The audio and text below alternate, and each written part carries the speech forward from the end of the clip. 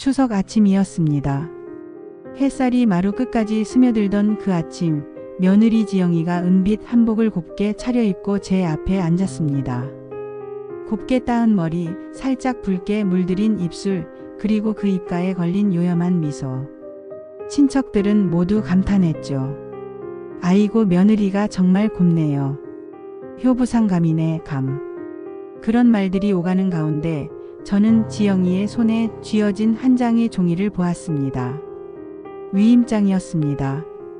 그것도 제 이름으로 된 제가 서명했다는 부동산 위임장.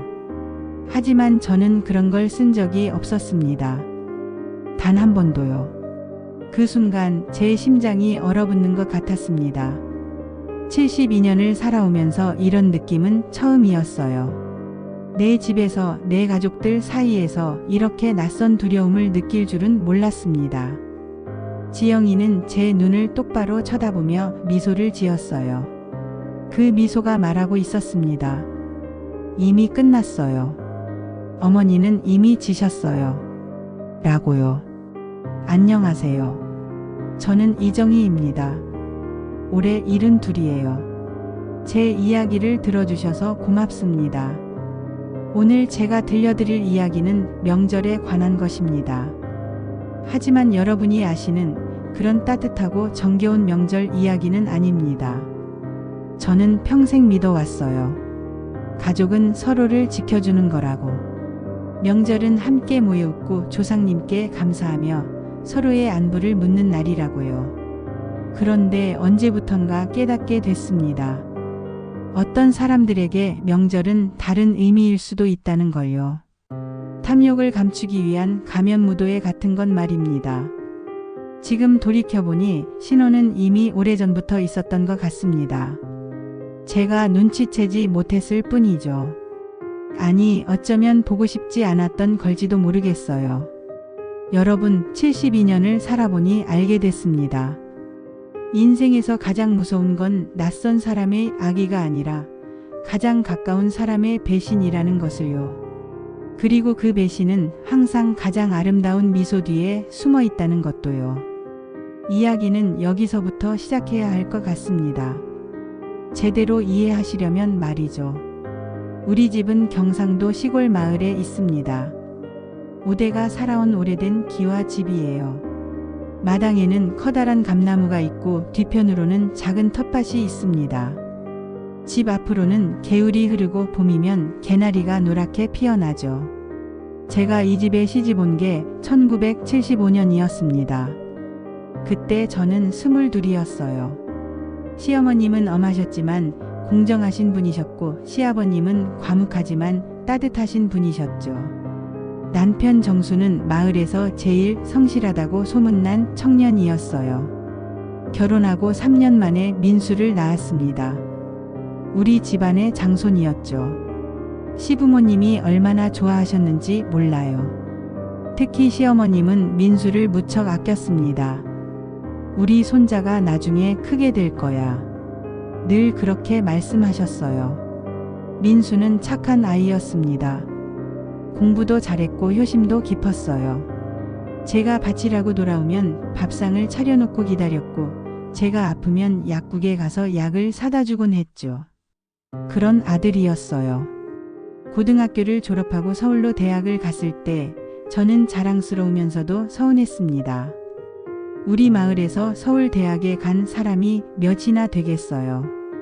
하지만 동시에 아들이 떠나간다는 게 너무 허전했어요. 엄마, 제가 좋은 직장 구해서 편하게 해드릴게요. 민수가 그렇게 약속했습니다. 그리고 정말로 그렇게 됐어요. 대학 졸업하고 중견기업에 취직했거든요. 그런데 문제는 그 후였습니다. 민수가 직장 생활을 시작한 지 5년쯤 됐을 때였어요. 2015년 가을이었습니다. 남편 정수가 갑자기 쓰러졌어요. 그날도 평범한 날이었습니다. 남편은 아침 일찍 일어나서 텃밭에 나갔어요. 배추를 좀 뽑아오겠다고 했죠. 1시간쯤 지났을까요? 이상하게 돌아오질 않더라고요. 여보, 제가 밭으로 나가보니 남편이 땅에 쓰러져 있었습니다. 여보, 여보. 아무리 불러도 대답이 없었어요. 저는 미친 듯이 119에 전화를 걸었습니다. 병원에 도착했을 때는 이미 늦었어요. 뇌출혈이었대요. 너무 갑작스럽게 왔고 너무 심했대요. 남편은 그렇게 제 곁을 떠났습니다. 57의 나이예요. 장례식장에는 많은 사람이 왔습니다. 마을 사람들, 친척들, 남편의 친구들. 민수는 3일 내내 울었어요. 아버지, 아버지. 계속 그렇게 불렀죠. 장례를 치르고 난 후 집이 너무 텅 빈 것 같았어요. 50년 가까이 함께 산 사람이 사라지니 모든 게 낯설었습니다.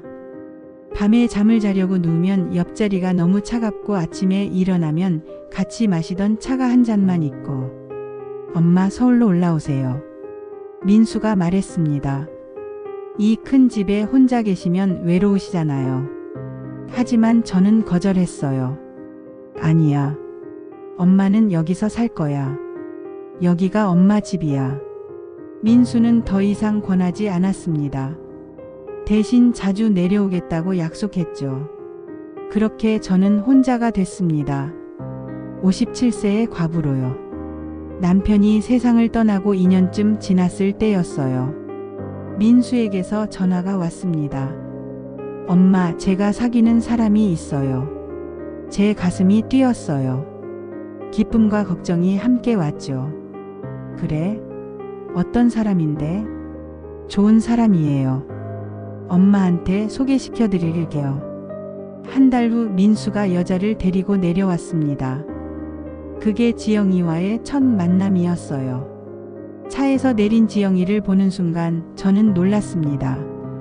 키가 한 168cm는 됐을 거예요. 날씬한 몸매에 긴 생머리 그리고 하얀 피부.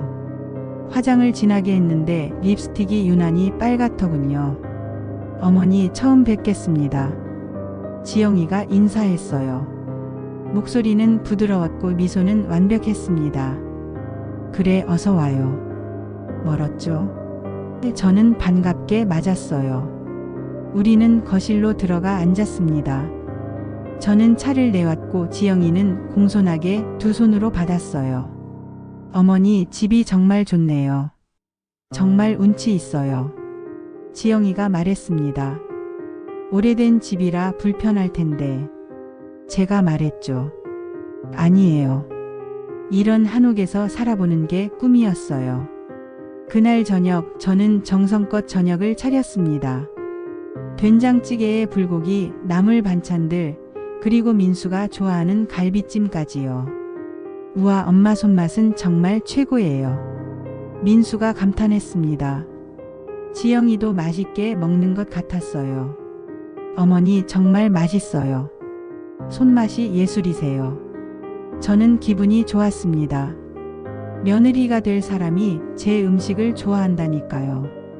그날 밤 민수와 단둘이 이야기를 나눴어요.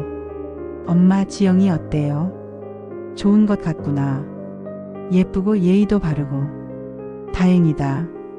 엄마가 마음에 드시면 저희 결혼하려고요. 그래, 엄마가 축복해 줄게. 민수가 제 손을 잡았어요. 고맙습니다, 엄마. 하지만 그날 밤 이상한 일이 있었습니다. 화장실을 가려고 복도로 나왔는데 지영이의 방문 틈으로 불빛이 새어 나왔어요. 그리고 전화하는 소리가 들렸죠.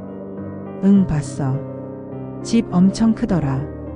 땅도 넓고 위치도 좋고.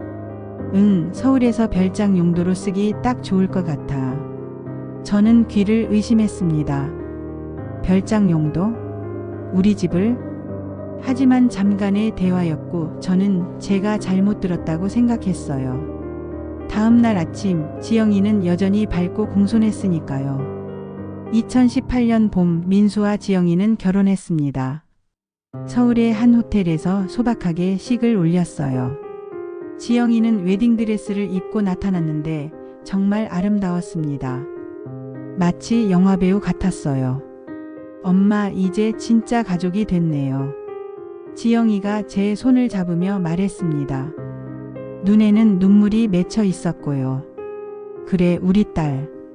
잘 부탁해요. 저도 눈물이 났습니다.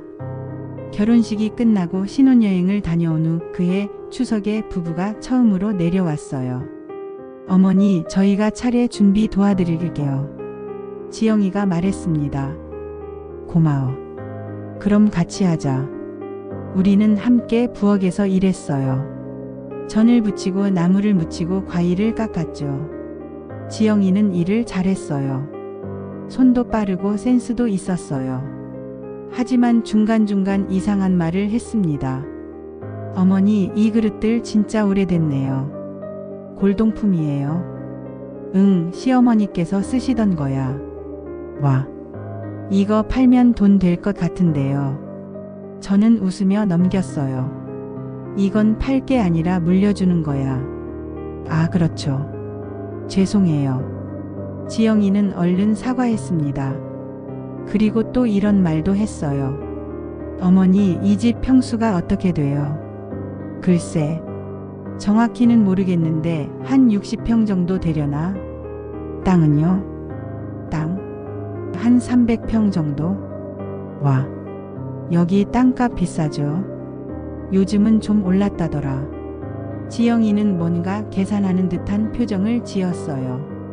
하지만 곧 미소로 바뀌었고 저는 그냥 넘어갔습니다. 추석 당일 친척들이 모였습니다. 작은아버지 내외, 사촌 동생들, 조카들까지. 지영이는 한복을 입고 나타났어요. 연분홍색 한복이었는데 정말 잘 어울렸습니다.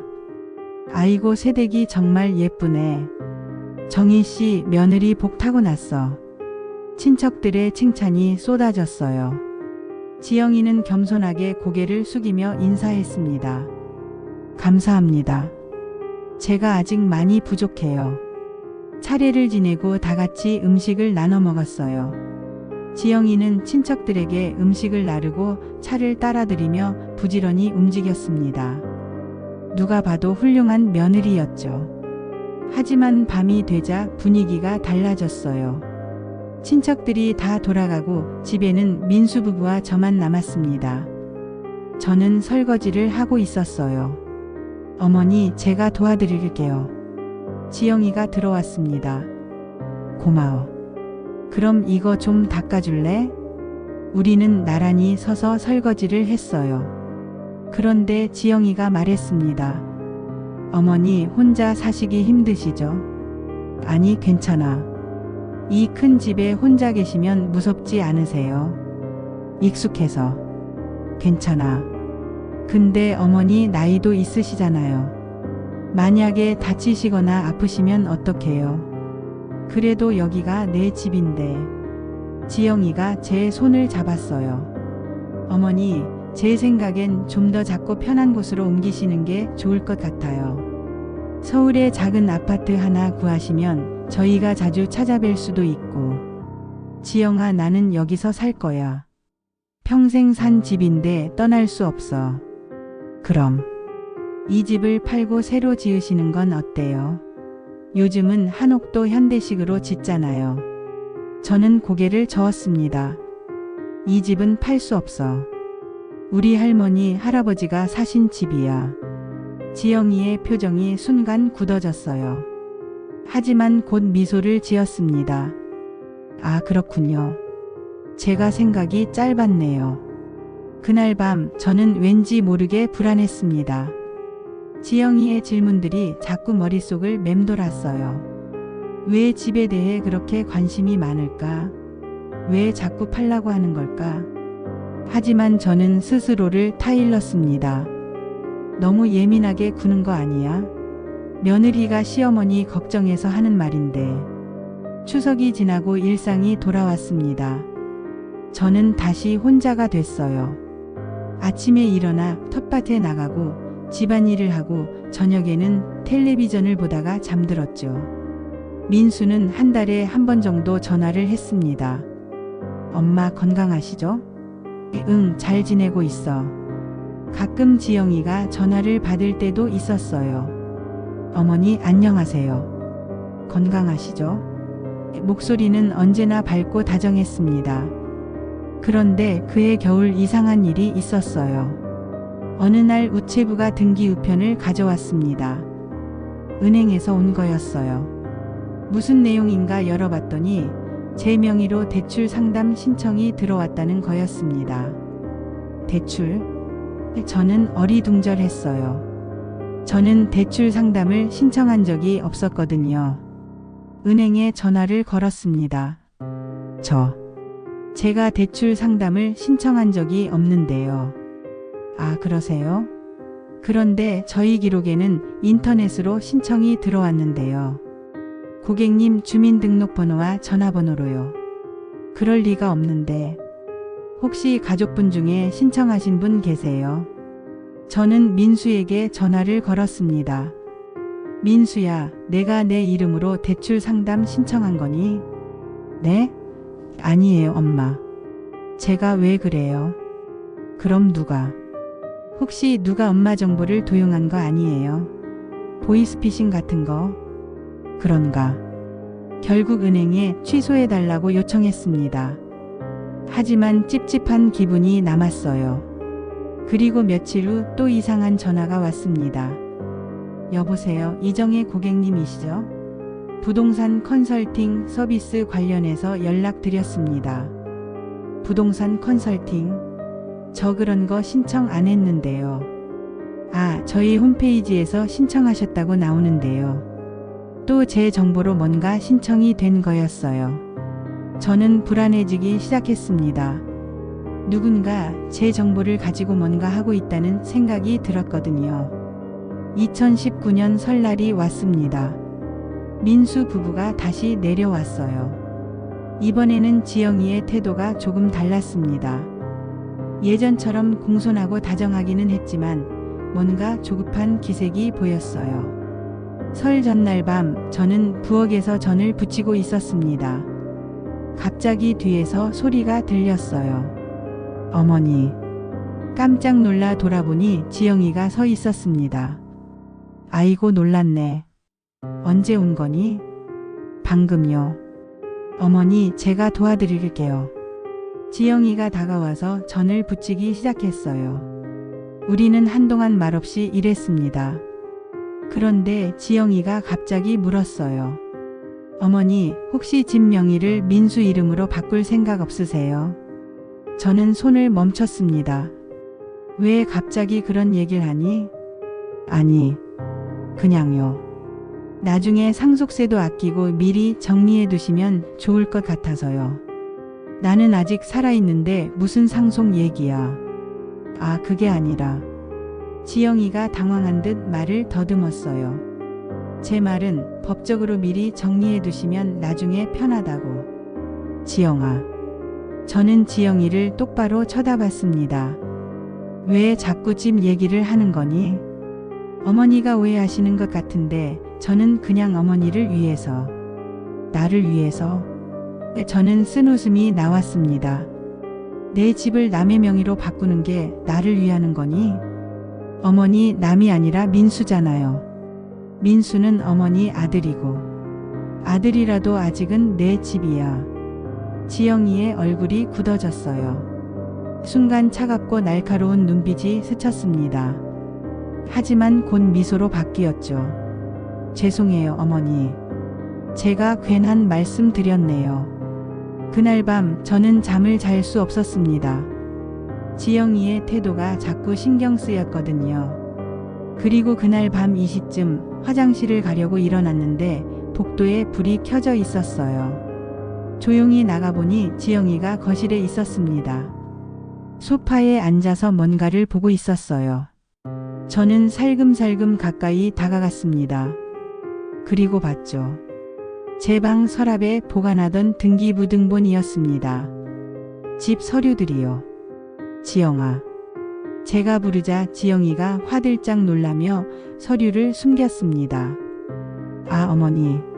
깜짝이야. 그게 뭐니? 이게. 아, 이거요? 지영이가 서류를 보여줬어요. 화장실 가다가 거실에 이게 놓여 있길래요. 혹시 중요한 건가 싶어서 보고 있었어요. 내 방 서랍에 있던 건데 왜 거실에 있어? 모르겠어요. 어머니가 꺼내놓으신 거 아니에요? 저는 아니라고 확신했어요. 저는 그 서류를 절대 거실에 두지 않았거든요. 지영이가 제 방에 들어가서 가져온 게 분명했습니다. 지영아, 이건. 어머니 오해하지 마세요. 저는 정말 그냥 주었을 뿐이에요. 지영이의 목소리가 조금 날카로워졌습니다. 저는 더 이상 말하지 않았어요. 하지만 그날 밤 이후로 지영이에 대한 의심이 커지기 시작했습니다. 설날 아침이 밝았습니다. 친척들이 하나둘 모여들기 시작했어요. 작은아버지 댁, 사촌동생들, 조카들까지. 집이 금세 사람들로 가득 찼습니다. 지영이는 이번에도 한복을 입고 나타났어요. 하늘색 치마에 흰색 저고리, 머리는 단정하게 올려 빗었고요. 역시나 친척들의 감탄이 쏟아졌습니다. 우리 새댁 정말 고와. 민수가 복 받았네. 지영이는 겸손하게 고개를 숙이며 절을 했어요. 하지만 저는 알고 있었습니다. 그 미소 뒤에 뭐가 숨어 있는지요. 차례를 지내는 동안 저는 계속 지영이를 관찰했습니다. 지영이는 완벽하게 행동했어요. 친척들에게 인사하고 음식을 나르고 어르신들께 말씀을 여쭙고 누가 봐도 모범적인 며느리였죠. 하지만 제 눈에는 다르게 보였어요. 지영이가 집 안을 둘러볼 때마다 그 눈빛이 뭔가를 계산하고 있는 것 같았거든요. 점심을 먹고 친척들이 거실에 둘러앉아 이야기를 나눴습니다. 작은아버지가 말씀하셨어요. 정희야, 너 혼자 이 큰 집 관리하기 힘들지 않니? 괜찮아요, 작은아버지. 나이도 있는데 뭐 좀 작은 데로 옮길 생각 없어? 그때 지영이가 끼어들었습니다. 맞아요, 아버님. 저도 어머니께 여러 번 말씀드렸어요. 서울로 오시든지 아니면 좀 더 관리하기 쉬운 곳으로 옮기시라고요. 그래? 정희야, 생각해봐. 여기 겨울에 춥잖아. 저는 괜찮아요. 제가 단호하게 말했습니다. 이 집은 제가 평생 살던 곳이에요. 떠날 생각 없습니다. 지영이가 제 손을 잡았어요. 어머니, 요즘 건강도 예전 같지 않으시잖아요. 내가 뭐 어때서? 지난번에도 전화하셨을 때 같은 말씀 2번 하셨잖아요. 그리고 약 드시는 것도 가끔 까먹으시고. 저는 손을 빼냈습니다. 그런 적 없어. 어머니, 화내지 마세요. 나이 드시면 그럴 수 있어요. 저희가 걱정돼서 그래요. 친척들이 웅성거리기 시작했어요. 정희 씨가 그 정도야? 나이가 나이니까. 저는 억울했습니다. 저는 약을 까먹은 적도 없고 같은 말을 반복한 적도 없어요. 지영이가 거짓말을 하고 있는 거였습니다. 지영아. 제가 조용히 말했습니다. 내가 언제 그랬어? 어머니. 지영이가 안타까운 표정을 지었어요. 그리고는 친척들을 향해 작은 목소리로 말했습니다. 요즘 좀 예민하세요. 그 순간 저는 깨달았습니다. 지영이는 친척들 앞에서 저를 치매 환자처럼 만들려고 하고 있었어요. 저를 무능력자로 만들어서 나중에 무슨 일을 해도 어머니가 정신이 없으셔서라고 변명할 수 있게요. 민수도 거들었습니다. 엄마, 우리 병원 한번 가봐요. 검사만이라도. 나는 안 아파. 저는 소리쳤습니다. 너무 크게 소리친 탓에 방 안이 조용해졌어요. 작은아버지가 난처한 표정을 지으셨습니다. 정희야, 진정해. 다들 널 걱정해서 하는 말이야. 하지만 저는 알았어요. 지영이의 계획이 성공하고 있다는 것을요. 제가 감정적으로 행동할수록 사람들은 더욱 지영이의 말을 믿게 될 거예요. 저는 자리에서 일어났습니다. 실례합니다. 잠깐 쉬어야겠어요. 방으로 들어가 문을 닫았습니다. 그리고 침대에 앉아 깊게 숨을 들이쉬었어요. 진정해. 진정해야 해. 흥분하면 지는 거야. 그날 저녁 친척들이 모두 돌아가고 집에는 민수 부부와 저만 남았습니다. 저는 저녁 설거지를 하고 있었어요. 민수가 부엌으로 들어왔습니다. 엄마 얘기 좀 해요. 무슨 얘기? 엄마 건강에 대해서요. 저는 설거지하던 손을 멈췄습니다. 민수야, 엄마는 건강해. 엄마 지영이 말로는. 지영이 말? 저는 돌아봤어요. 민수야, 너 지영이가 하는 말 다 믿니? 엄마 왜 그러세요? 지영이가 거짓말할 이유가 뭐가 있어요? 그게. 저는 말을 잇지 못했습니다. 며느리가 저를 속이려고 한다고 말하면 민수가 믿을까요? 엄마, 지영이는 엄마를 걱정해서 하는 말이에요. 엄마가 요즘 자꾸 깜빡하신다고. 나 안 깜빡해. 그럼 왜 지난번에 같은 이야기를 3번이나 하셨어요? 언제? 내가 언제 그랬어? 민수가 한숨을 쉬었습니다. 엄마 보세요.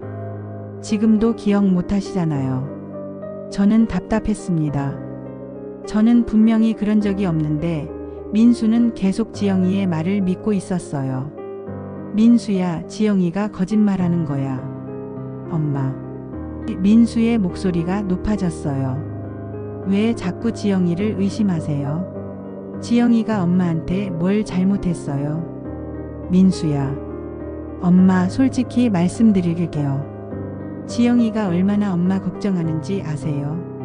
매일 밤 저한테 어머니 괜찮으실까? 혼자 계셔서 외로우시진 않을까 걱정해요. 저는 쓴웃음이 났습니다. 지영이가 정말로 저를 걱정해서 그랬을까요? 아니면 그것도 다 민수를 속이기 위한 연기였을까요? 민수야, 엄마 말 좀 들어봐. 지영이가 이상해. 자꾸 집 서류를 뒤지고 집을 팔라고 하고. 집을 팔라고요? 민수가 놀란 표정을 지었어요. 지영이가 언제 그런 말을 했어요? 지난번에도 그랬고 오늘도. 엄마, 지영이는 엄마더러 더 편한 곳으로 옮기시라고 한 거예요. 팔라고 한 게 아니라요. 하지만 엄마, 이러지 마세요. 민수의 목소리가 차가워졌습니다. 제 와이프를 의심하시면 안 돼요. 그리고는 부엌을 나가버렸어요. 저는 그 자리에 서서 눈물을 흘렸습니다. 제 아들이, 제가 낳아서 키운 아들이 저를 믿지 않았어요. 그날 밤 저는 잠을 이룰 수 없었습니다. 창밖으로 달빛이 들어왔어요. 마당에 감나무 그림자가 길게 드리워져 있었죠. 내가 정말 이상한 걸까? 지영이가 진짜 나를 걱정하는 건데 내가 오해하는 걸까? 하지만 제 직감은 계속 경고하고 있었어요. 뭔가 잘못됐다고, 지영이가 위험하다고. 새벽 1시쯤 됐을까요? 화장실을 가려고 일어났는데 또 거실에 불빛이 보였습니다. 이번에는 조심스럽게 문틈으로 들여다봤어요. 지영이와 민수가 소파에 앉아 있었습니다. 둘 다 잠옷 차림이었고요. 오빠, 나 이제 한계야. 지영이의 목소리가 들렸습니다. 어머니가 자꾸 나를 의심해. 미안해, 여보. 엄마가 요즘 좀. 나 정말 어머니 위해서 말한 건데 자꾸 오해하시니까 힘들어. 알아. 내가 엄마한테 다시 얘기해 볼게. 근데 오빠, 진짜로 어머니 병원에 모시고 가야 하는 거 아니야? 이러다 큰일 나는 거 아니야? 그러게. 나도 걱정이야. 그리고 지영이가 잠깐 망설이다가 말했어요. 이 집 문제도 진지하게 생각해 봐야 할 것 같아. 어머니 혼자 계시기엔 너무 크잖아. 하지만 엄마가 안 떠나신다잖아. 그럼 우리가 내려와서 같이 사는 건 어때? 여기로? 민수가 놀란 것 같았어요. 응. 오빠 회사도 재택근무되잖아. 여기 살면서 어머니 모시면. 하지만 이 집은 엄마 집이잖아. 나중엔 오빠가 될 거잖아. 미리 정리해두는 게 좋지 않을까? 명의도 바꾸고. 저는 더 이상 들을 수 없었습니다. 조용히 방으로 돌아왔어요. 가슴이 뛰었습니다. 제 직감이 맞았어요. 지영이는 정말로 이 집을 노리고 있었던 거예요. 하지만 어떻게 해야 할지 몰랐습니다. 민수에게 말해봤자 믿지 않을 게 뻔했고 친척들도 이미 지영이 편이었어요. 저는 그날 밤 새벽까지 잠들지 못했습니다. 설이 지나고 봄이 왔습니다. 민수 부부는 서울로 돌아갔고 저는 다시 혼자가 됐어요. 하지만 이번에는 완전히 혼자가 아니었습니다. 불안이 함께 있었거든요. 3월 어느 날 동네 이장님이 찾아오셨어요. 정희 씨 안녕하세요. 어서 오세요 이장님. 무슨 일이세요?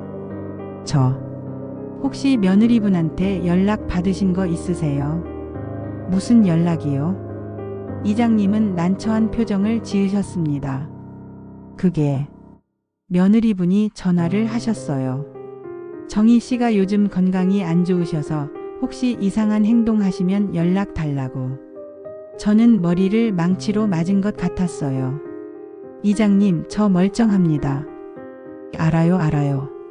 근데 며느리분이 워낙 걱정하시는 것 같아서. 제가 뭐 잘못한 거라도 있나요? 아니, 그건 아니고. 그냥 혹시나 해서요. 이장님이 가신 후 저는 온몸에 힘이 빠졌습니다. 지영이는 동네 사람들에게까지 저를 이상한 사람으로 만들고 있었어요. 이제 마을 사람들도 저를 의심의 눈초리로 볼 거예요. 며칠 후 슈퍼에 장을 보러 갔는데 사람들의 시선이 느껴졌습니다. 정희 씨 요즘 안 좋으시대. 그래? 뭐가? 치매 기운이 있으신가 봐. 아이고 안 됐네. 저는 장바구니를 들고 서 있었습니다. 사람들은 제가 듣는 줄도 모르고 수근거렸어요. 집으로 돌아오는 길이 너무 무겁게 느껴졌습니다. 제가 평생 살아온 이 마을에서 이제 저는 이상한 사람이 된 거예요. 5월이 되자 민수에게서 전화가 왔습니다.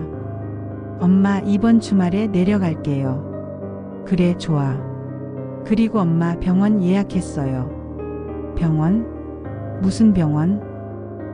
정신건강의학과요. 저는 숨이 막혔습니다. 민수야 나 안 아프다니까. 엄마 검사만 해보세요. 아무것도 아니면 다행이고 혹시라도 뭐가 있으면 일찍 치료하는 게 좋잖아요. 나 안 가. 엄마. 민수의 목소리가 강해졌어요. 이러지 마세요. 지영이도 엄마 너무 걱정해요. 제발 한 번만 가보세요. 저는 거절하고 싶었지만 민수의 목소리에서 간절함이 느껴졌어요. 아들이 정말로 걱정하고 있구나 하는 생각이 들었죠. 알았어. 가볼게. 주말에 민수 부부가 내려왔습니다. 지영이는 밝게 웃으며 인사했어요. 어머니 안녕하세요. 건강하셨어요? 응. 오늘 병원 가실 거죠? 저희가 모시고 갈게요. 우리는 차를 타고 시내의 큰 병원으로 갔습니다. 정신건강의학과였어요. 대기실에 앉아 있는데 주변 사람들의 시선이 느껴졌습니다. 저는 마치 환자가 된 것 같았어요. 진료실에 들어갔습니다. 의사 선생님이 물었어요. 어떻게 오셨어요? 민수가 대신 대답했습니다. 저희 어머니가 요즘 자꾸 깜빡하시고 같은 말씀 반복하시고 그런 적 없어요. 제가 말했습니다. 의사 선생님이 저를 보셨어요. 어르신 평소에 어떠세요? 저는 멀쩡해요. 아무 문제 없어요.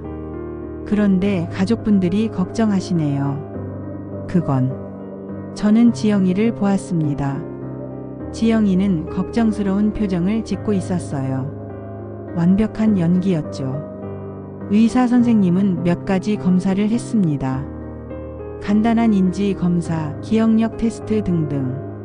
검사가 끝나고 의사 선생님이 말씀하셨어요.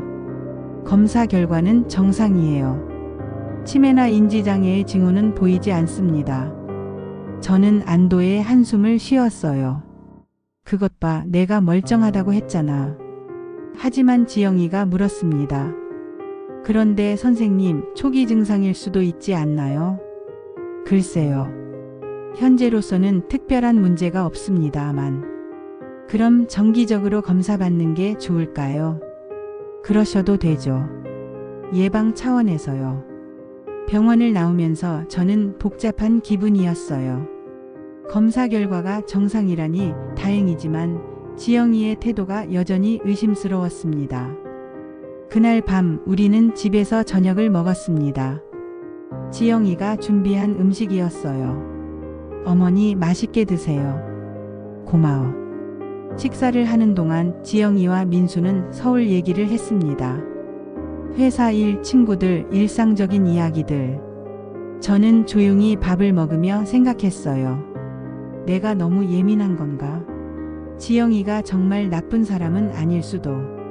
하지만 그날 밤 모든 게 바뀌었습니다. 밤 11시쯤 저는 잠자리에 들었어요. 하지만 잠이 오지 않았습니다. 뭔가 불안한 기분이 계속 들었거든요. 새벽 1시쯤 목이 말라 부엌으로 나갔습니다. 복도를 지나는데 민수 부부 방에서 소리가 들렸어요. 오빠 이제 슬슬 진행해도 될 것 같아. 지영이의 목소리였습니다.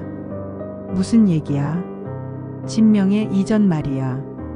어머니 병원 검사도 받으셨으니까 이제 성년후견인 신청하면 돼. 저는 문 앞에 멈춰 섰습니다. 성년후견인? 그게 뭐야?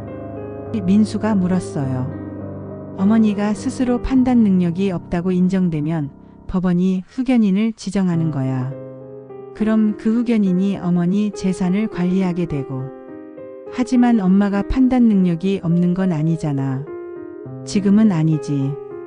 하지만 우리가 계속 증거를 쌓으면 돼. 어머니가 자꾸 이상한 행동 하신다고 기억력이 떨어진다고 기록을 남기는 거야. 그건 거짓말이잖아. 오빠. 지영이의 목소리가 날카로워졌어요. 우리가 언제까지 기다릴 거야?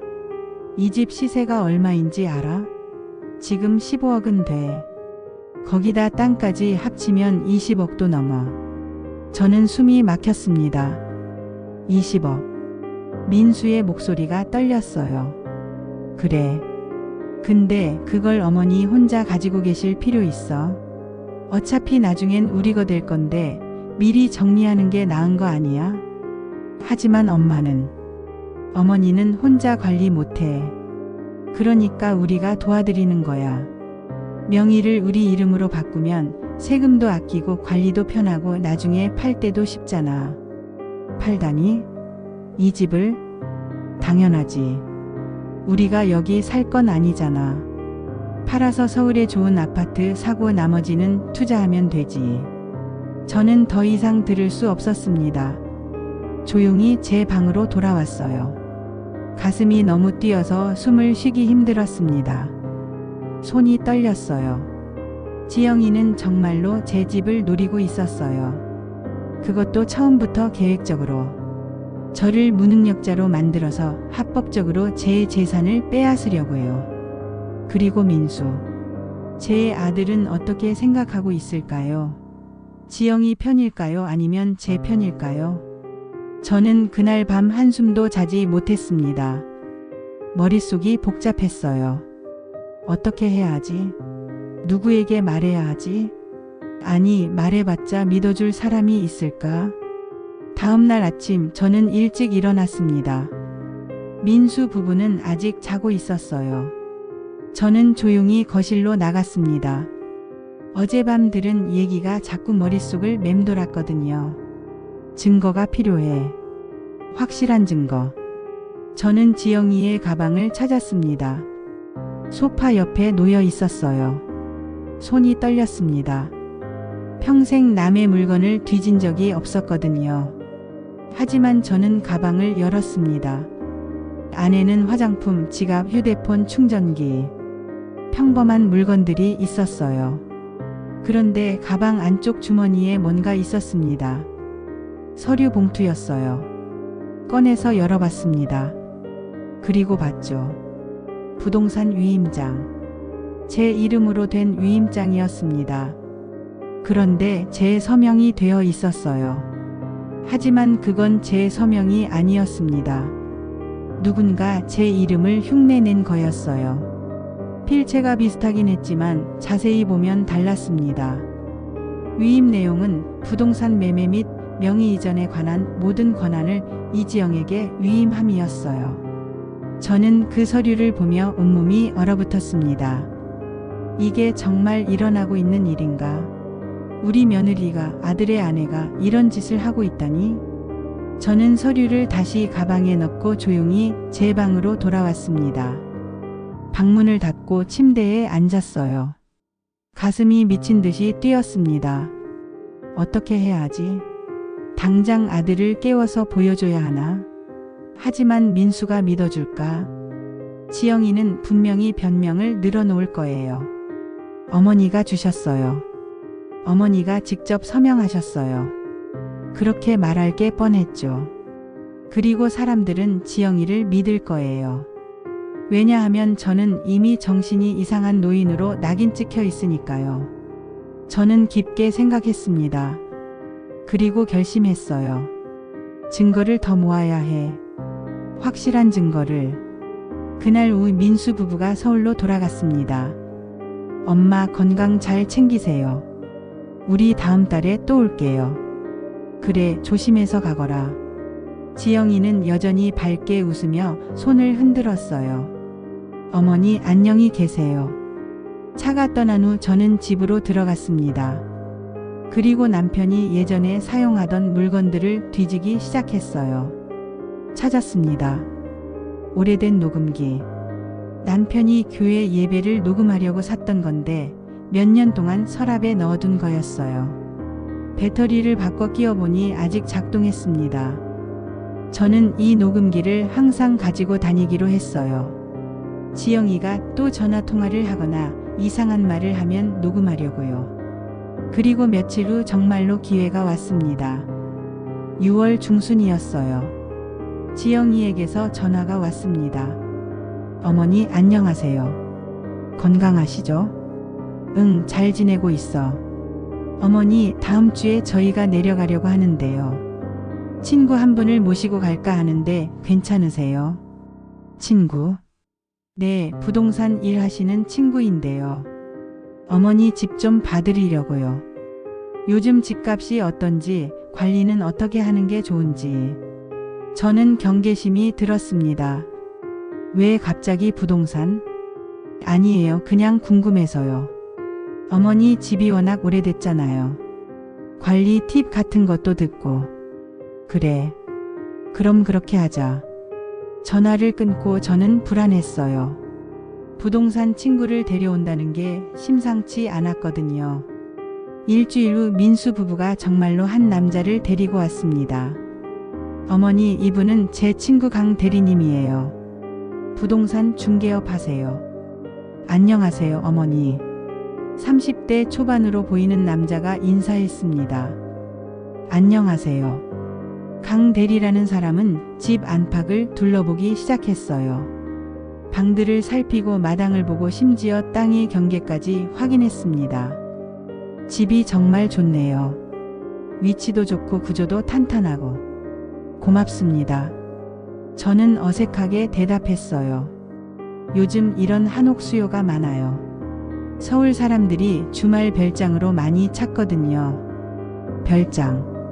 제 머릿속에 그때 밤에 들었던 지영이의 말이 떠올랐습니다.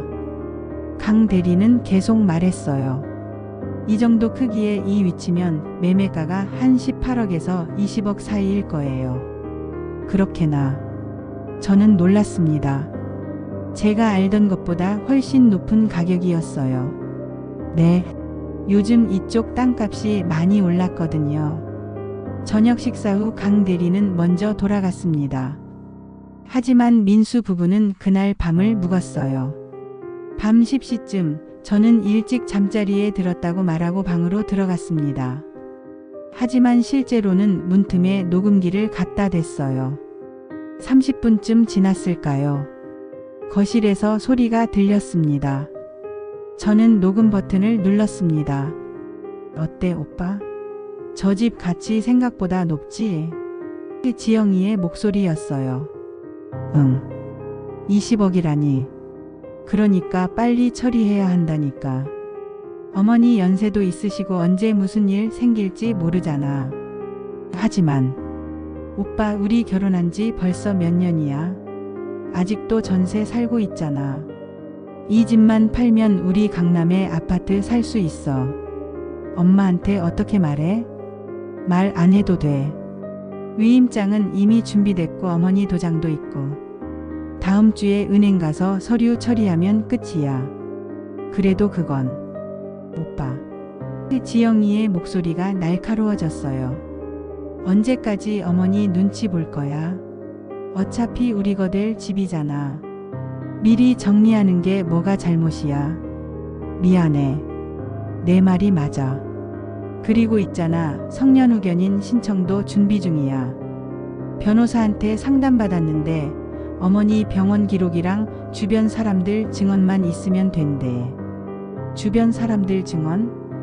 응. 이장님, 동네 사람들. 내가 이미 얘기해뒀어. 어머니가 요즘 자주 깜빡하신다고 이상한 행동 하신다고. 그런데 엄마는 멀쩡하신데. 지금은 멀쩡해 보여도 곧 문제 생길 거야. 나이가 나이잖아. 미리 준비하는 거지. 저는 녹음기를 꼭 쥐고 있었습니다. 손이 떨렸어요. 지영이는 모든 걸 계획하고 있었어요. 제 도장을 훔쳐서 위조 서류를 만들고 동네 사람들에게 거짓 소문을 퍼뜨리고 심지어 성년후견인 신청까지 준비하고 있었던 거예요. 그럼 다음 주 화요일에 은행 가자. 어머니는 모르시게. 알았어. 저는 더 이상 듣지 않았습니다. 녹음을 멈추고 침대에 누웠어요. 눈물이 났습니다. 분노와 배신감 그리고 무력함이 한꺼번에 밀려왔어요. 하지만 동시에 다짐했습니다. 이제는 싸워야 해. 더 이상 당하고만 있을 수 없어. 다음 날 아침 민수 부부는 서울로 돌아갔습니다. 엄마, 우리 다음 주에 또 올게요. 그래. 차가 떠난 후 저는 바로 움직이기 시작했어요. 먼저 녹음 파일을 컴퓨터에 저장했습니다. 남편이 쓰던 오래된 컴퓨터였지만 다행히 아직 작동했어요. 조카 현수가 예전에 사용법을 가르쳐줬거든요. 파일을 USB에 복사하고 또 하나 더 복사했습니다. 만약을 위해서요. 그리고 위조된 위임장 사진도 찍어뒀습니다. 휴대폰으로요. 증거는 확보했어요. 이제 어떻게 해야 할까? 경찰에 신고해야 하나? 하지만 며느리를 고소한다는 게. 그럼 우리 가족은 어떻게 되는 걸까? 저는 며칠 동안 고민했습니다. 그러던 중 현수에게서 전화가 왔어요. 이모 안녕하세요. 요즘 어떻게 지내세요? 응. 그냥. 이모 목소리가 안 좋으신데 무슨 일 있으세요? 현수는 제 사촌 동생의 아들이에요. 어릴 때부터 저를 따랐고 지금은 변호사로 일하고 있죠. 현수야. 저는 망설이다가 말했습니다. 이모가 너한테 상담 좀 하고 싶은데. 무슨 일이세요? 전화로는 어렵고. 내려올 수 있니? 물론이죠. 이번 주말에 갈게요. 주말이 왔습니다. 현수가 차를 몰고 내려왔어요. 이모 오래간만이네요. 그래, 잘 지냈니? 우리는 거실에 앉았습니다. 저는 차를 내왔고요. 이모 무슨 일이세요? 전화 받을 때부터 걱정됐어요. 저는 깊게 숨을 들이쉬고 이야기하기 시작했습니다. 처음부터 차근차근 지영이가 보인 이상한 행동들, 집 서류를 뒤진 일, 동네에 거짓 소문을 퍼뜨린 일, 그리고 위조된 위임장까지. 현수는 심각한 표정으로 제 이야기를 들었어요. 그리고 이것 좀 들어봐. 저는 녹음 파일을 틀어줬습니다. 지영이의 목소리가 흘러나왔어요. 위임장은 이미 준비됐고 어머니 도장도 있고. 다음 주에 은행 가서 서류 처리하면 끝이야. 녹음이 끝나자 현수가 말했습니다. 이모, 이건 심각한 사건이에요. 그러니까 문서 위조에 사기 미수, 그리고 성년후견 악용 시도까지. 이건 명백한 범죄예요. 현수야, 그런데 이모가 며느리를 고소한다는 게. 이모. 현수가 제 손을 잡았습니다. 지금 안 하시면 이모는 정말로 모든 걸 잃으실 수도 있어요. 집도 재산도 심지어 자유도요. 자유? 성년후견인이 정해지면 이모는 스스로 아무 결정도 못하세요. 집을 팔 수도 없고 돈을 쓸 수도 없고 심지어 어디 살지도 스스로 정할 수 없어요. 저는 소름이 돋았습니다. 그리고 민수 형은? 현수가 잠시 망설이더니 말했어요. 아마 속았을 거예요. 지영이 누나가 모든 걸 조종하고 있는 것 같아요. 너도 그렇게 생각하니? 네. 녹음 들어보니까 형은 확신이 없어 보였어요. 지영이 누나가 계속 설득하고 있더라고요. 저는 조금 안심이 됐습니다. 민수가 완전히 나쁜 사람은 아니구나 하는 생각이 들었거든요. 이모, 제가 도와드릴게요. 일단 증거를 정리하고 법원에 의견서를 제출해야 해요. 의견서?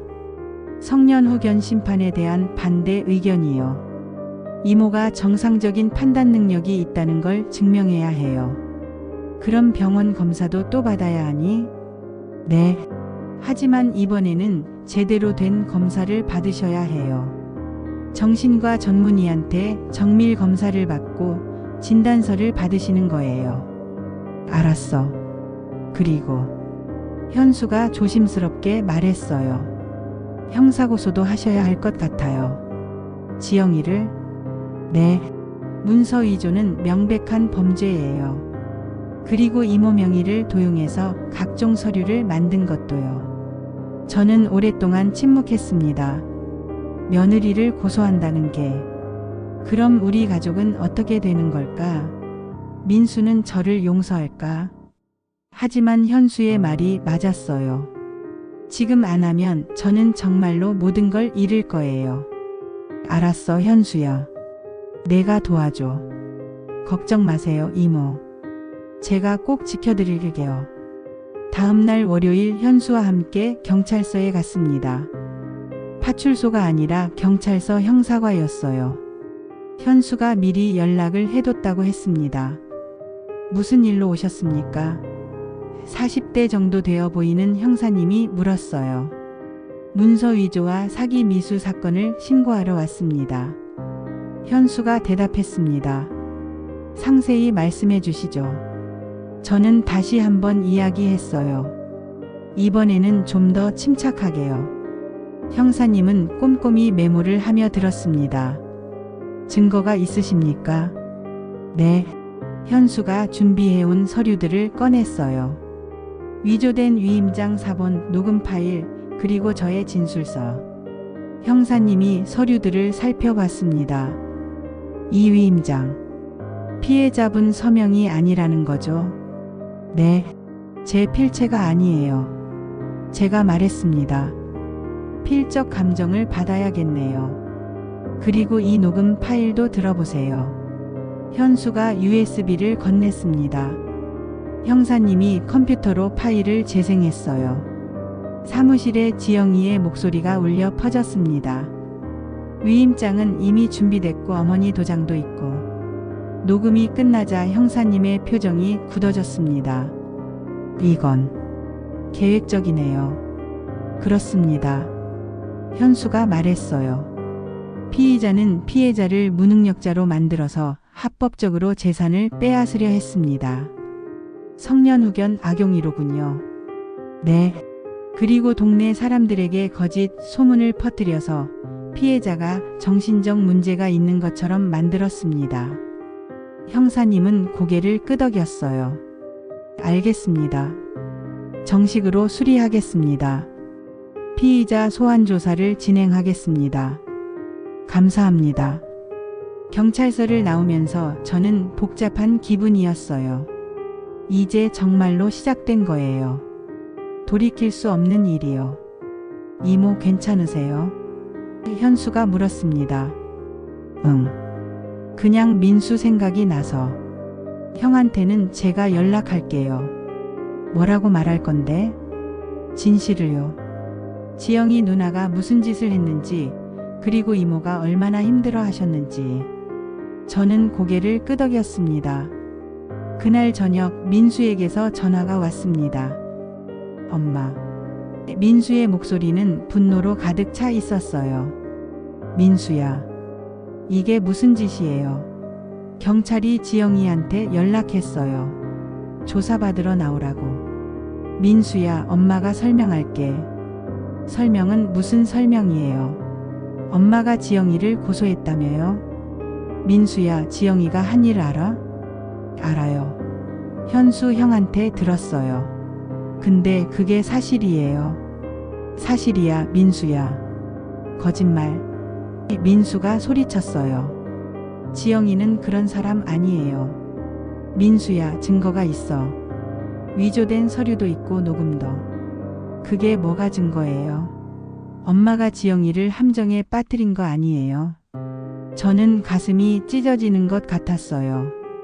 민수야, 엄마가 왜 며느리를 함정에 빠뜨려? 엄마는 처음부터 지영이를 싫어하셨잖아요. 인정하세요. 아니야, 민수야. 엄마는 지영이를 좋게 봤어. 처음에는. 거짓말. 엄마는 항상 지영이를 의심했어요. 그리고 이제는 경찰까지 동원해서. 민수야.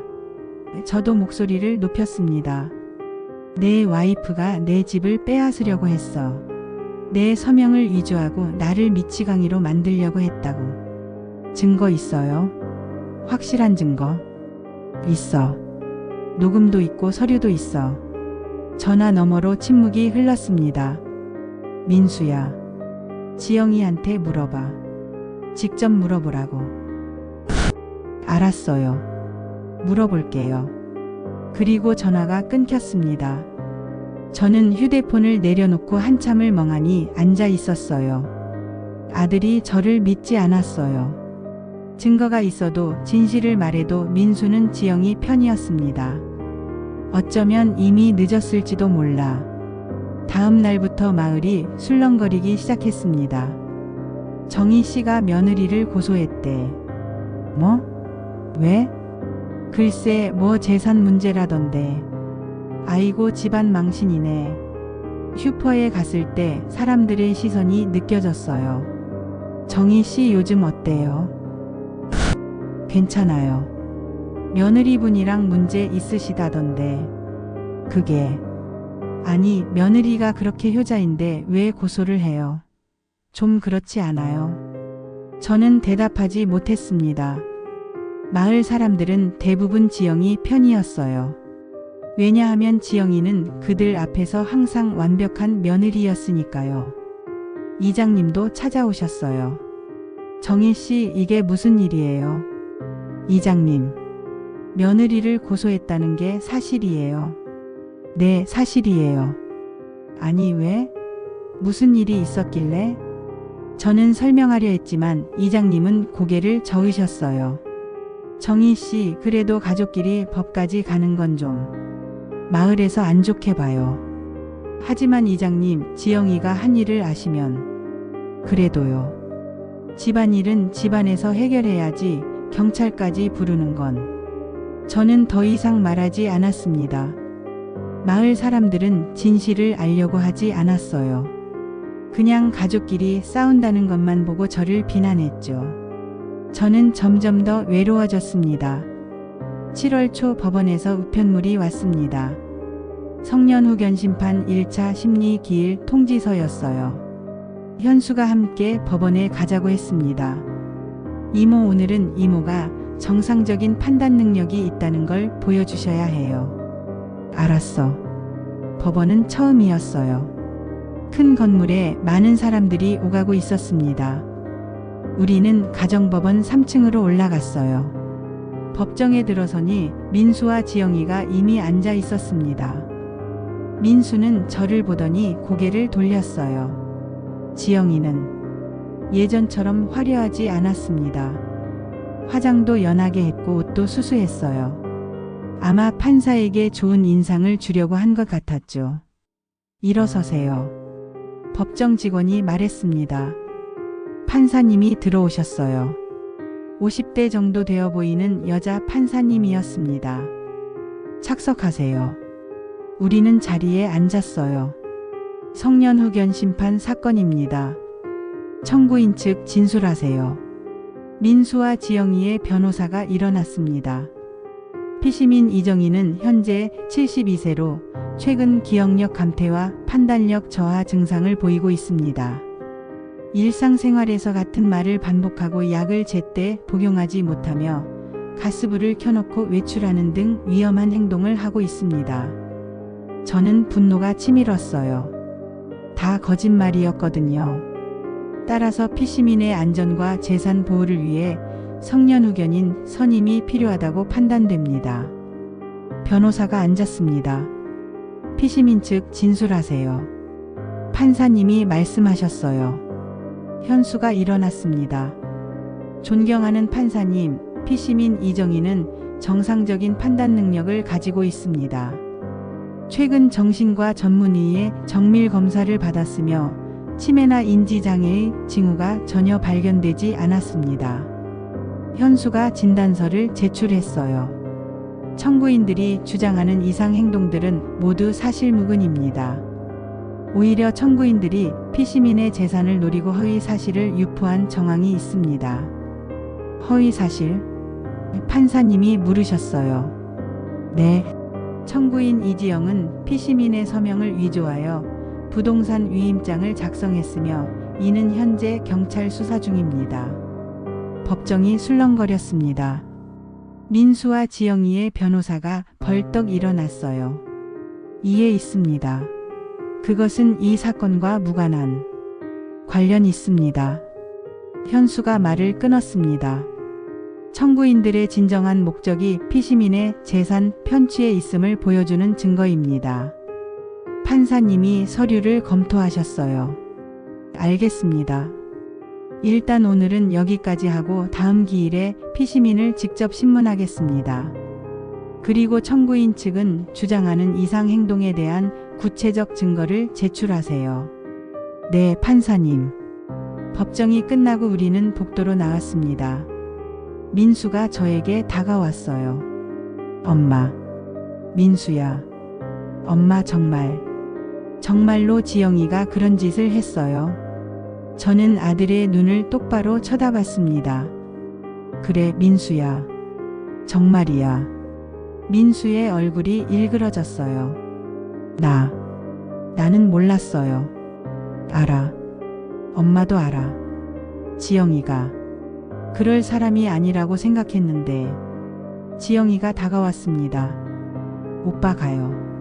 지영아, 너 지금은 아니야. 나중에 얘기해요. 지영이는 저를 향해 차가운 눈빛을 보냈어요. 더 이상 가면을 쓸 필요가 없다는 듯이요. 그들이 떠나고 현수가 제 어깨를 두드렸습니다. 이모 잘하셨어요. 고마워, 현수야. 다음 심리까지 준비 많이 해야 해요. 이모가 얼마나 정상적이고 건강하신지 보여줘야 하니까요. 알았어. 그 주부터 본격적인 경찰 조사가 시작됐습니다. 지영이가 경찰서에 출두했어요. 현수가 함께 가자고 해서 저도 참고인 자격으로 동행했습니다. 조사실 밖에서 기다리고 있는데 안에서 소리가 들렸어요. 저는 안 했어요. 어머니가 직접 서명하셨어요. 지영이의 목소리였습니다. 그럼 이 필적 감정 결과는 어떻게 설명하시겠습니까? 피해자의 필체가 아닌 것으로 나왔습니다. 그건 어머니가 손이 떨리셔서. 증인들 진술도 있습니다. 피의자가 피해자 몰래 도장을 가져간 것을 목격했다는. 그건 오해예요. 조사는 2시간 넘게 진행됐어요. 마침내 문이 열리고 지영이가 나왔습니다. 얼굴이 새하얗게 질려 있었어요. 저와 눈이 마주쳤습니다. 어머니. 지영이가 입을 열었어요. 어머니, 제발 고소를 취하해 주세요. 제가 잘못했어요. 저는 놀랐습니다. 지영이가 처음으로 잘못을 인정한 거였어요. 저도 제정신이 아니었어요. 돈 때문에 미쳤던 거예요. 지영씨, 현수가 끼어들었습니다. 지금 하시는 말씀 다 기록될 수 있습니다. 지영이는 현수를 노려봤어요. 당신 때문이야. 당신이 어머니를 부추긴 거잖아. 저는 이모님을 도와드린 것 뿐입니다. 도와? 가족을 갈라놓는 게 돕는 거야? 가족을 갈라놓은 건 지영씨 당신입니다. 현수의 목소리가 차가웠어요. 지영이는 더 이상 말하지 않았습니다. 그리고 휙 돌아서서 나가버렸어요. 저는 그 뒷모습을 보며 복잡한 기분이 들었습니다. 경찰 조사가 진행되면서 더 많은 사실들이 밝혀졌습니다. 지영이는 제 개인정보를 이용해서 여러 곳에 대출 상담을 신청했어요. 은행, 저축은행, 대부업체까지. 다행히 실제 대출이 실행되기 전에 제가 알아차렸지만요. 또 부동산 사이트 여러 곳에 우리 집 매물을 올릴 준비를 하고 있었대요. 사진도 찍어놨고 호가도 정해놨더군요. 18억 5천. 이모 이거 보세요. 현수가 프린트한 문서를 보여줬습니다. 이게 뭐니? 지영이 누나의 금융거래 내역이에요. 경찰이 조회한 건데요. 서류를 보니 지영이는 빚이 많았어요. 카드 대금만 3천만 원, 신용대출 5천만 원, 전세자금 대출 1억 5천만 원. 이게 이렇게 많아? 네. 민수 형 몰래 진 빚도 있는 것 같아요. 그러니까 우리 집을. 네. 급하게 돈이 필요했던 거죠. 저는 한숨을 쉬었습니다. 지영이를 이해할 순 없었지만 그래도 측은한 마음이 들었어요. 얼마나 절박했으면 이런 짓까지 했을까요? 하지만 현수는 단호했습니다. 이모 동정하시면 안 돼요. 지영이 누나는 계획적으로 범죄를 저질렀어요. 이모를 무능력자로 만들어서 평생 모은 재산을 빼앗으려고 했다고요. 알아. 8월 중순 민수가 혼자 내려왔습니다. 엄마, 민수야 왔구나. 민수는 많이 야윈 것 같았어요. 얼굴에는 수염이 자라 있었고 눈에는 핏발이 서 있었습니다. 앉아라.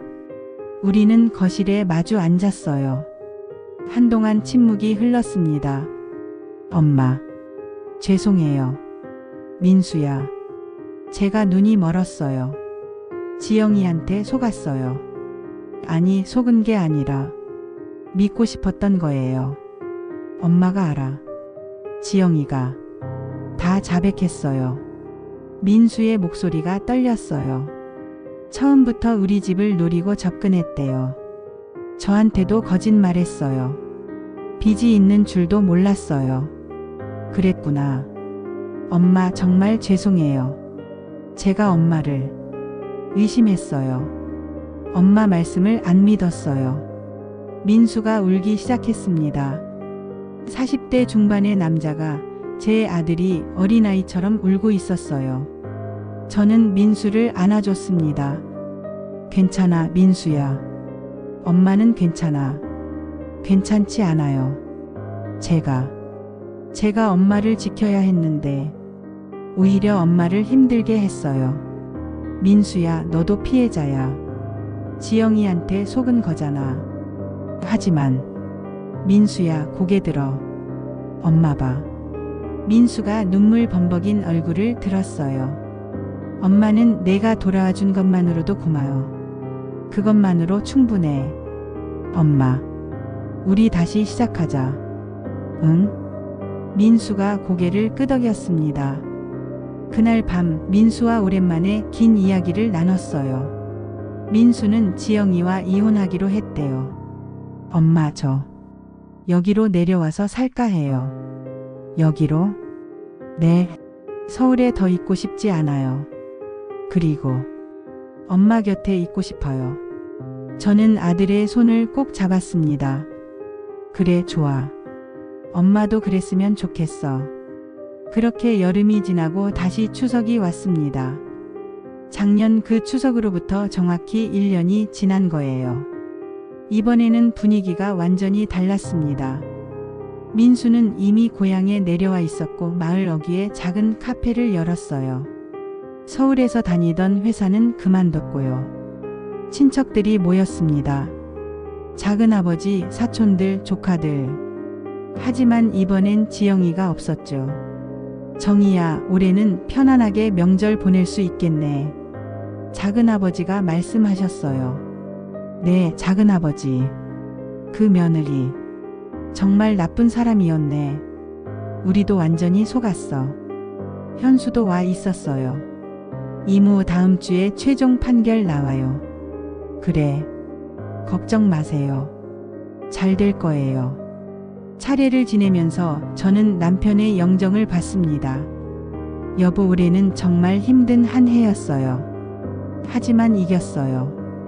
우리 집을 지켰어요. 민수가 제 옆에서 절을 했어요. 차례가 끝나고 모두 둘러앉아 식사를 했습니다. 이모, 이번에 정말 대단하셨어요. 조카 하나가 말했어요. 그래요, 이모. 72세에 그렇게 용감하게 싸우시다니. 용감하긴. 그냥 살기 위해 발버둥 친 거지.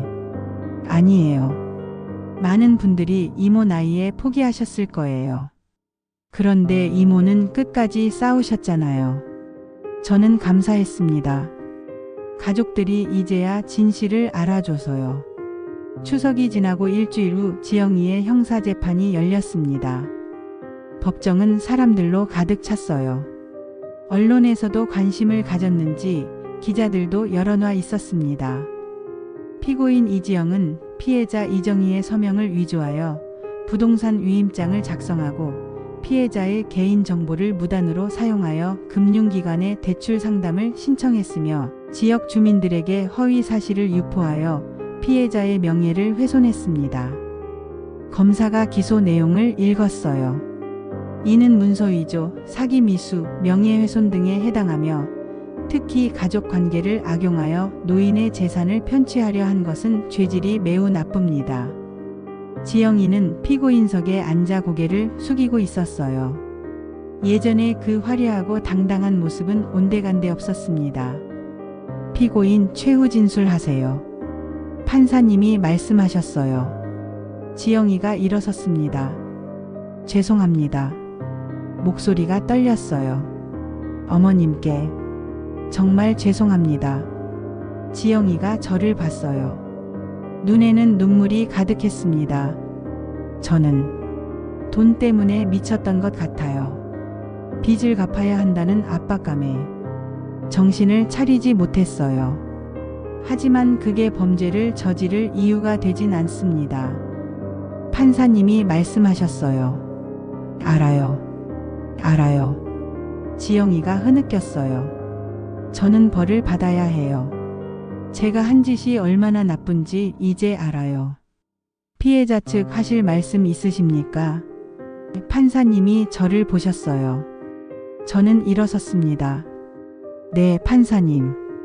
법정이 조용해졌습니다. 피고인이 저에게 한 일은 용서하기 어렵습니다. 저를 미치광이로 만들려고 했고, 제 평생의 재산을 빼앗으려고 했고, 심지어 제 아들까지 속였습니다. 지영이가 고개를 더 숙였어요. 하지만 저는 잠시 멈췄습니다. 하지만 저는 피고인이 왜 그랬는지도 이해합니다. 절박했던 거죠. 빚에 쪼들리고 앞길이 막막하고. 어머니, 지영이가 중얼거렸어요. 그렇다고 해서 범죄가 정당화되는 건 아닙니다. 피고인은 법의 심판을 받아야 해요. 하지만 저는 지영이를 똑바로 쳐다봤습니다. 하지만 저는 피고인이 진심으로 반성하고 다시 시작할 기회를 가지길 바랍니다. 감옥에서 나온 후에라도요. 지영이가 울음을 터뜨렸습니다. 판사님이 고개를 끄덕이셨어요. 알겠습니다. 잠시 후 판결을 선고하겠습니다. 20분쯤 지났을까요? 판사님이 다시 들어오셨습니다. 피고인 이지영에게 징역 2년 6개월을 선고합니다. 쿵. 망치 소리가 울렸습니다. 다만 피고인이 범행을 자백하고 반성하는 태도를 보인 점, 피해자가 선처를 호소한 점을 참작하여 집행유예 4년을 함께 선고합니다. 집행유예. 즉 4년 동안 문제없이 지내면 감옥에 가지 않아도 되는 거였어요. 지영이가 그 자리에 주저앉았습니다. 법정을 나오는데 지영이가 저를 기다리고 있었어요. 어머니. 정말 죄송합니다. 지영이가 깊게 고개를 숙였어요. 선처해 주셔서 감사합니다. 지영씨. 네, 어머니. 다시는 이런 짓 하지 마세요. 사람을 속이고 남의 것을 빼앗으려고 하지 마세요. 네, 안 그럴게요. 그리고 저는 잠시 망설였어요. 빚은 천천히라도 갚으세요. 정직하게요. 네. 지영이가 울먹였어요. 잘 살아요. 어머니. 저는 더 이상 말하지 않고 돌아섰습니다. 민수가 저를 기다리고 있었어요. 엄마 가요. 그래. 우리는 법원을 떠났습니다. 법정 소동이 끝나고 일상이 돌아왔습니다. 민수는 마을에서 카페를 운영했어요. 감나무 카페라는 이름을 붙였죠. 우리 집 마당의 감나무에서 따온 이름이었어요. 처음에는 손님이 별로 없었어요. 마을 사람들이 아직 저희를 이상하게 봤으니까요. 하지만 시간이 지나면서 사람들이 하나둘 찾아오기 시작했습니다. 민수 씨 커피 맛있네요. 감사합니다. 그런데 그 일은 다 해결된 거죠? 네, 다 끝났어요. 사람들은 조금씩 진실을 알게 됐어요. 지영이가 정말로 나쁜 짓을 했다는 것을, 제가 정당하게 싸웠다는 것을요. 이장님도 찾아오셨어요. 정희 씨, 그때는 내가 잘못 봤어. 미안해. 괜찮아요, 이장님. 오해할 만했어요. 아니야. 나는 지영이한테 속았어. 그 여자가 그렇게 연기를 잘하는 줄 몰랐지. 동네 사람들도 하나둘 사과했어요. 그리고 저를 다시 예전처럼 대해줬습니다. 저는 다시 평범한 일상을 되찾았어요. 아침에 일어나 텃밭에 나가고 마당을 쓸고 저녁에는 민수의 카페에 가서 차를 마시고 12월 초 성년후견 심판의 최종 판결이 나왔습니다. 청구를 기각한다. 판사님이 판결문을 읽으셨어요. 피시민 이정희는 정상적인 판단 능력을 가지고 있으며 일상생활과 재산 관리를 스스로 할 수 있다고 판단된다. 청구인들이 제시한 증거들은 허위이거나 과장된 것으로 밝혀졌으며 오히려 청구인들이 피시민의 재산을 편취할 목적으로 이 사건을 일으킨 것으로 보인다. 쿵. 망치 소리. 저는 안도의 한숨을 쉬었어요. 이제 정말로 끝난 거였습니다. 현수가 제 어깨를 두드렸습니다. 축하드려요, 이모. 이겼어요. 고마워, 현수야. 내가 없었으면 어떻게 됐을지. 이모가 포기하지 않으셨으니까 이긴 거예요. 법원을 나오면서 저는 하늘을 봤어요.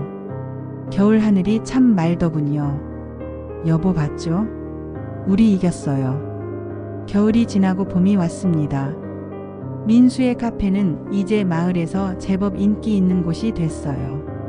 주말이면 서울에서 손님들도 왔고요. 엄마, 저 이제 행복해요. 어느 날 민수가 말했습니다. 그래? 네. 서울에서 회사 다닐 때는 맨날 스트레스 받고 상사 눈치 보고 돈 걱정하고 그랬는데 여기서는 평화로워요. 다행이다. 엄마 옆에 있는 것도 좋고요. 저는 미소 지었어요. 엄마, 그런데요. 응? 저 누군가 만나고 있어요. 뭐? 저는 깜짝 놀랐어요. 아직 초기 단계예요. 그런데 좋은 사람이에요. 진짜로요. 누군데? 이웃 마을에 사는 분이에요. 초등학교 선생님이시고요. 그래? 언제 한번 데리고 와봐. 네, 엄마. 민수의 얼굴에 다시 웃음이 돌아왔어요. 오랜만에 보는 밝은 표정이었습니다. 그해 여름 뜻밖의 방문객이 찾아왔습니다. 지영이었어요. 어머니, 안녕하세요. 저는 놀랐지만 침착하게 대응했어요. 지영씨, 무슨 일이에요? 그냥 인사드리러 왔어요. 그리고 사과하러요. 들어오세요. 우리는 거실에 마주 앉았어요. 지영이는 많이 변해 있었습니다. 화려한 화장도 없고 옷도 수수했어요. 얼굴에는 주름이 생겼고 눈빛도 예전과 달랐습니다. 어머니, 그동안 정말 많이 반성했어요. 제가 얼마나 나쁜 짓을 했는지 밤마다 생각했어요. 지금은 뭐 하세요? 편의점에서 아르바이트 하고 있어요. 빚을 갚으려고요. 그래요. 힘들지만 당연한 거잖아요. 제가 진 빚이니까요. 지영이가 가방에서 봉투를 꺼냈어요. 이거 받아주세요. 뭔데요? 100만 원이에요. 제가 어머니께 끼친 피해에 비하면 아무것도 아니지만 조금씩이라도 갚고 싶어요. 저는 봉투를 물리쳤습니다. 필요 없어요. 어머니, 그 돈으로 빚이나 갚으세요. 그게 더 중요해요. 지영이의 눈에 눈물이 맺혔어요. 어머니, 감사합니다. 그리고 정말 죄송합니다. 지영씨. 네? 이제 그만 자책하고 앞으로 잘 사세요. 정직하게요. 네. 지영이는 한참을 울다가 일어났습니다. 어머니, 저 이제 가볼게요. 건강하세요. 당신도요. 지영이가 떠난 후 민수가 나타났어요. 엄마, 지영이 왔다 갔어요? 응. 뭐라고 했어요? 사과하러 왔더라. 민수는 복잡한 표정을 지었어요. 그 사람도 힘들겠네요. 그래. 자기가 저지른 일의 대가를 치르고 있는 거야. 엄마는 용서하셨어요? 저는 잠시 생각했습니다. 용서. 글쎄, 잊진 못해. 하지만 더 이상 미워하지는 않아. 그것만으로도 대단한 거예요, 엄마. 그해 가을 민수가 재혼했습니다. 상대는 정말로 좋은 사람이었어요. 수진이라는 초등학교 선생님이었는데 차분하고 따뜻한 성격이었죠. 어머니, 처음 뵙겠습니다. 수진이가 인사했을 때 저는 조심스러웠어요. 지영이 때문에 트라우마가 있었거든요. 하지만 시간이 지나면서 수진이가 진짜로 좋은 사람이라는 걸 알게 됐습니다. 결혼식은 소박하게 치렀어요. 가까운 친척들과 친구들만 모여서요. 엄마, 이번에는 정말 잘 선택한 것 같아요. 민수가 물었습니다. 그래, 좋은 사람 만났어. 다행이다. 엄마가 인정해 주시니까 마음이 놓여요. 결혼식이 끝나고 민수 부부는 저와 함께 살기로 했어요. 집이 크니까요. 수지는 정말로 좋은 며느리였어요. 저를 진심으로 대해줬고 집안일도 함께 했고 무엇보다 거짓이 없었습니다. 어머니, 제가 김치 담그는 거 배워도 될까요? 그럼 좋지. 내가 가르쳐 줄게. 우리는 함께 김장을 했어요. 수지는 열심히 배웠고 저는 즐겁게 가르쳤습니다. 이게 진짜 가족이구나 하는 생각이 들었어요. 이듬해 봄 수진이 임신했습니다. 어머니, 저희 아기 생겼어요. 민수가 신나서 소리쳤어요. 저는 너무 기뻤습니다. 정말? 정말이야? 네, 병원에서 확인했어요. 아이고, 우리 손주가. 저는 눈물이 났어요. 기쁨의 눈물이었습니다. 그동안 많은 일이 있었어요. 지영이와의 악몽 같은 시간들, 법정 싸움, 가족의 분열. 하지만 이제 모든 게 지나갔고 새로운 생명이 오고 있었어요. 10개월 후 겨울 손주가 태어났습니다. 건강한 사내 아이였어요. 할머니 안아보실래요? 수진이 아기를 제게 건넸습니다. 저는 조심스럽게 아기를 안았어요. 작고 따뜻했습니다. 어머, 우리 손주. 잘생겼네. 아기가 눈을 떴어요. 맑고 순수한 눈빛이었습니다. 이 아이는 행복하게 자라겠지. 탐욕과 거짓이 아닌 사랑과 진실 속에서. 민수가 제 옆에 섰어요. 엄마 이름 뭐로 지을까요? 내가 짓고 싶은 대로 해. 엄마가 한 글자만 정해주세요. 저는 생각했습니다. 그리고 말했어요. 진실할 진 자 넣어줘. 이 아이가 평생 진실하게 살았으면 좋겠어. 좋아요. 그럼 진우로 할게요. 이진우. 진우. 좋은 이름이다. 그렇게 3년이 흘렀습니다. 저는 이제 75세가 됐어요. 머리에는 흰머리가 더 많아졌고 허리도 예전 같지 않았지만 마음만은 평화로웠습니다. 진우는 새 돌이 됐어요. 집 안을 돌아다니며 할매 부르는 게 저는 그렇게 좋을 수가 없었죠. 진우야, 이리 와봐. 응. 진우가 제게 달려왔어요. 저는 진우를 안아 올렸습니다. 할매 무거워? 아니, 하나도 안 무거워. 우리는 마당에 나가 앉았어요. 감나무 아래에서요. 할매, 저기 빨간 거 뭐야?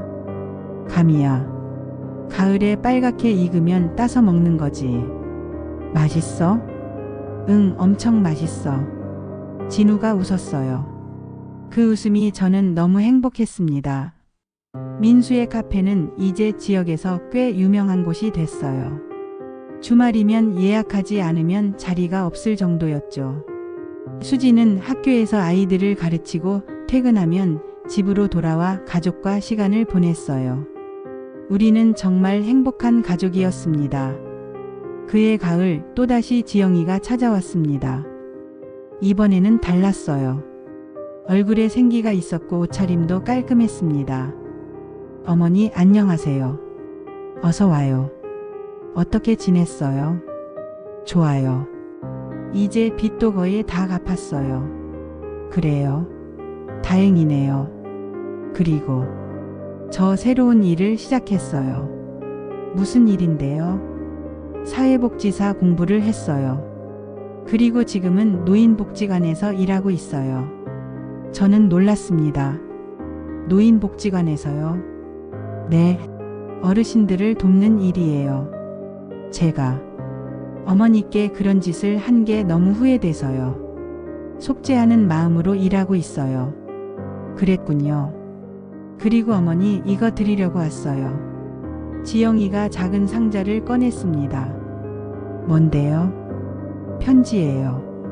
제가 지난 3년 동안 쓴 반성문이에요. 어머니께 보여드리고 싶었어요. 저는 상자를 열었어요. 안에는 수십 장의 편지가 들어 있었습니다. 하나를 꺼내 읽어봤어요. 어머니께 오늘도 제가 저질렀던 일들을 생각하며 잠들지 못했습니다. 제가 얼마나 나쁜 사람이었는지, 얼마나 어머니를 힘들게 했는지 평생 잊지 못할 것입니다. 편지는 진심이 담겨 있었어요. 지영씨, 어머니, 저는 평생 어머니께 진 빚을 갚으며 살 거예요. 돈으로 갚을 수 있는 게 아니라는 걸 알아요. 그래서 다른 어르신들을 돕는 걸로 갚으려고 해요. 지영씨 고마워요. 이렇게 변해줘서요. 어머니야말로 저를 용서해 주셔서 감사해요. 지영이가 일어서며 말했어요. 어머니, 저 이제 진짜 가볼게요. 건강하세요. 당신도 잘 살아요. 행복하게요. 네, 어머니도요. 지영이가 떠난 후 저는 편지들을 천천히 읽었습니다. 한 장 한 장 읽으며 저는 느꼈어요. 사람은 변할 수 있구나. 진심으로 반성하면 새로운 사람이 될 수 있구나. 그리고 또 추석이 왔습니다. 모든 일이 시작됐던 그 추석으로부터 정확히 5년이 지난 거예요. 이번 추석은 완벽했습니다. 민수 가족, 현수 가족, 친척들이 모두 모였어요. 할매, 차례가 뭐야? 진우가 물었습니다. 조상님께 인사드리는 거야. 우리에게 이 집과 이 땅을 물려주신 분들이시지. 그럼 나도 인사해야 돼? 그럼 우리 진우도 해야지. 차례를 지내며 저는 생각했어요. 5년 전 그 추석 아침, 지영이가 위임장을 들고 앉아있던 그 순간, 저는 모든 걸 잃을 뻔했어요. 제 집도, 제 존엄성도, 제 자유도. 하지만 저는 싸웠고 이겼습니다. 그리고 지금은 진짜 가족과 함께 진짜 행복을 누리고 있어요. 차례가 끝나고 모두 둘러앉아 음식을 나눴습니다. 어머니 정말 맛있어요. 수진이 말했어요. 고마워. 너도 이제 거의 다 배웠잖아. 아직 멀었어요. 어머니 손맛을 어떻게 따라가요? 현수가 말했어요. 이모는 정말 강한 분이세요. 강하긴. 그냥 살기 위해 몸부림친 거지. 아니에요. 많은 분들이 이모 나이에 포기했을 거예요. 그런데 이모는 끝까지 싸우셨잖아요. 민수가 제 손을 잡았어요. 엄마 고마워요. 저를 포기하지 않으셔서요. 민수야, 엄마가 너를 어떻게 포기해. 넌 내 아들인데. 그래도 제가 엄마를 의심했는데 다 지난 일이야. 이제 우리는 앞만 보고 가면 돼. 진우가 제 무릎에 올라왔어요. 할매 사랑해. 저는 진우를 꼭 안았습니다. 할매도 사랑해 우리 진우. 그날 저녁 모두가 돌아가고 나서 저는 혼자 마당에 나가 앉았습니다. 가을 하늘에는 별이 총총했어요. 여보 보고 있죠? 저는 하늘을 보며 중얼거렸어요. 우리 이겼어요. 정말로 이겼어요. 바람이 불었습니다. 감나무 잎이 바스락거렸어요. 그리고 우리 손주도 생겼어요. 진우라고 해요. 당신 닮았어요. 착하고 씩씩해요. 제 눈에서 눈물이 흘렀습니다. 하지만 슬픈 눈물이 아니었어요. 행복한 눈물이었습니다. 여보 고마워요. 당신이 지켜봐 주셔서요. 덕분에 여기까지 왔어요.